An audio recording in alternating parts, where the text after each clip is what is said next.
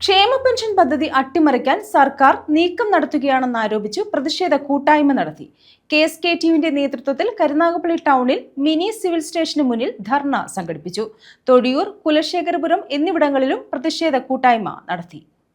സാമൂഹ്യക്ഷേമ പദ്ധതി അട്ടിമറിക്കാൻ സർക്കാർ നീക്കം നടത്തുകയാണെന്നാരോപിച്ചാണ് KSKTU കരുനാഗപ്പള്ളി ടൗൺ മേഖലാ കമ്മിറ്റിയുടെ നേതൃത്വത്തിൽ പ്രതിഷേധം സംഘടിപ്പിച്ചത്. കരുനാഗപ്പള്ളി മിനി സിവിൽ സ്റ്റേഷന് മുന്നിലായിരുന്നു പ്രതിഷേധം സംഘടിപ്പിച്ചത്.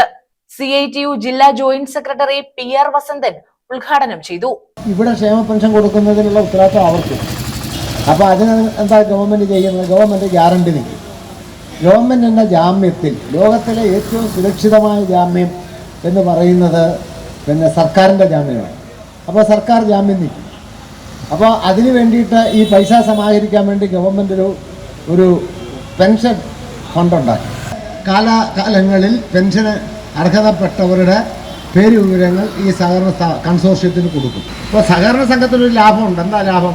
കടം കൊടുക്കുമ്പോൾ ഹ്രസ്വകാലമായി 9% പലിശ തീരുമാനിച്ചു. 8%, 8.5% പലിശയാണ് സഹകരണ സംഘം നിക്ഷേപത്തിന് കൊടുക്കുന്നത്.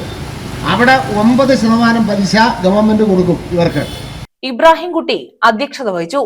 CPIM local secretary Praveen Manakkal, Suresh Vettukad, Sivankutty, Prafalatha, PN Muthukrishnan, Kottayil Raju എന്നിവർ പങ്കെടുത്തു. തൊടിയൂർ വില്ലേജ് ഓഫീസിനു മുന്നിൽ നടത്തിയ പ്രതിഷേധ കൂട്ടായ്മ ജില്ലാ വൈസ് പ്രസിഡന്റ് PK ബാലചന്ദ്രൻ ഉദ്ഘാടനം ചെയ്തു. കുലശേഖരപുരത്ത് സംഘടിപ്പിച്ച പ്രതിഷേധം സൂസൻ കോടി ഉദ്ഘാടനം ചെയ്തു. News bureau, Karunagappally.